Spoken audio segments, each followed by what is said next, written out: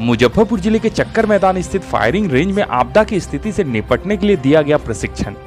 मुजफ्फरपुर जिले में आजादी के अमृत महोत्सव के तहत एनडीआरएफ के 9 बटालियन के द्वारा मुजफ्फरपुर जिला के चक्कर मैदान स्थित फायरिंग रेंज में 70 एनसीसी पुरुष महिला कैडेटों को बाढ़, आपदा या दुर्घटना की स्थिति से निपटने के लिए प्रशिक्षण दिया गया। इस प्रशिक्षण में दुर्घटना होने पर हड्डियों को व्यवस्थित करना, खून को रोकना, सीपीआर देना, सांप काटने पर उपाय और बाढ़ की स्थिति में कैसे तैयारी करें उसके बारे में बताया गया। 32 बिहार बटालियन एनसीसी के कैडेटों ने बताया कि एनडीआरएफ के द्वारा प्रशिक्षण के बाद मुझ में इतना कॉन्फिडेंट आ गया है कि हम किसी को भी आपदा की स्थिति में बचा सकते हैं और किसी की मदद कर सकते हैं। वहीं एनडीआरएफ 9 बटालियन के इंस्पेक्टर विपिन ने बताया कि किसी भी आपदा से निपटने के लिए एनसीसी के छात्रों को एनडीआरएफ के द्वारा ट्रेनिंग दी जा रही है। साथ ही बाढ़ की स्थिति में बचाव और राहत कार्यों के बारे में भी बताया जा रहा है। क्राइम खबर के लिए मुजफ्फरपुर से शीला चंद्रा की रिपोर्ट। कैडेट्स को ट्रेनिंग दी जा रही है, किस प्रकार की ट्रेनिंग है? जैसे अब चल रही है कि आज़ादी का अमृत महोत्सव चल रहा है, तो उसी को देखते हुए हम एनसीसी की कैडेट को और उसके अलावा स्कूल कॉलेज में जाके बच्चों को ट्रेन कर रहे हैं। अगर कोई हमारे देश में कोई डिजास्टर आ जाए तो इन बच्चों द्वारा हम रेस्क्यू कर सके और जो हमारे देश के नौजवान हैं वो सेल्फ डिपेंड रह सके और देश सेवा में बढ़ चढ़ के हिस्सा ले सके। हम जैसे अपने एनसीसी कैडेट को फ्लड के बारे में, सीपीआर के बारे में, अगर किसी को हार्ट अटैक बढ़ गया तो कैसे सीपीआर अप्लाई करना है, अगर कोई एक्सीडेंट हो गया, किसी का ब्लड बह रहा है तो ब्लड को कैसे कंट्रोल करना है, और फ्लड के टाइम अगर कोई स्नेक बाइट किसी को सांप को काट लेता है या हमारे एरिया में बहुत सारे स्नेक वगैरह होते हैं, किसी को काट जाए उसका ट्रीटमेंट कैसे करना है, तो इस तरह की हम ट्रेनिंग दे रहे हैं।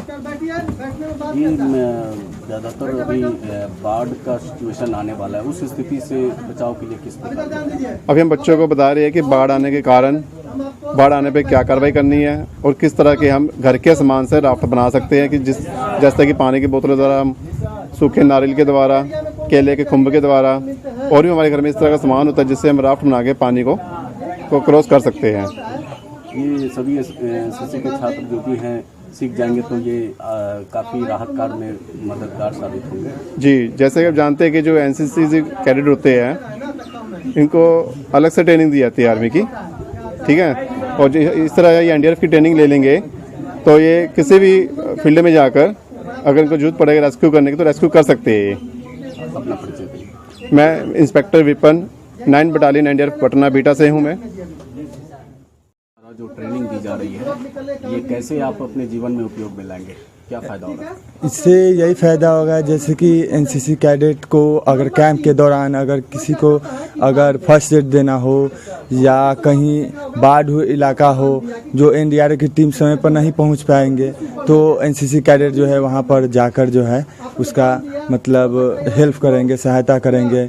और जैसे कि आरटीए केस हो, रोड ट्रैफिक एक्सीडेंट है, जैसे कि हम एनसीसी कैडेट है, अगर हम रास्ते में जा रहे हैं और आरटीए का केस है, रोड ट्रैफिक एक्सीडेंट हो गया तो उसके दौरान ब्लीडिंग होगा तो ब्लीडिंग को रोकना, उसका फर्स्ट एड देना और जल्द से जल्द हॉस्पिटल पहुंचाना, ये एनसीसी कैडेट जो है कर सकते हैं। उस समय मतलब किसी का सहायता न लिए बिना जो है सिखाया गया।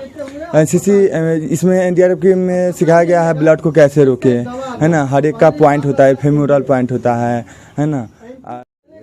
ये कैसे आपके और सबके जीवन में फायदेमंद है? जैसे अब एनडीआरएफ के ओर से बचाया गया, बाढ़ आने के बाद हम लोग क्या करें, उससे पहले हम लोग क्या तैयारी करें, वो एक जैसे हम लोग जानते हैं बिहार एक बाढ़ ग्रसित राज्य है तो हमेशा यहाँ पे हर साल बाढ़ आती रहती है, तो इससे हम पहले क्या उपाय करने चाहिए, उससे भी हम थोड़ा सा कम इफेक्ट इसका कम कर सकते हैं। और उसके बाद क्या करना चाहिए, तो ये सब क्या होता है ना, ऐसा डिजास्टर का इफेक्ट हम लोग थोड़ा सा कम कर सकते हैं। इसे रोक तो नहीं सकते लेकिन इसका इफेक्ट थोड़ा क्या बहुत हद तक 85% 90% हम लोग कम कर सकते हैं अपने लाइफ के ऊपर।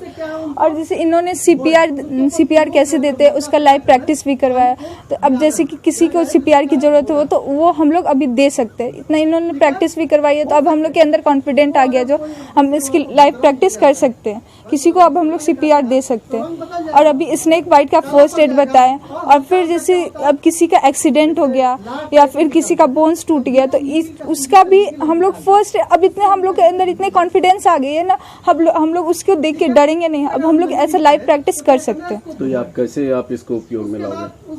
अब जैसे किसी के एक्सीडेंट हो गए, मेरे नज़र के सामने किसी का एक्सीडेंट हो गया, पहले होता था हम लोग डर जाते थे, अब वो डरेंगे नहीं, अब उनकी फर्स्ट एड ट्रीटमेंट करेंगे, क्योंकि हमें तो पता है। नाम बताओ अपना। Under officer Aditi, battalion 32 Bihar battalion NCC।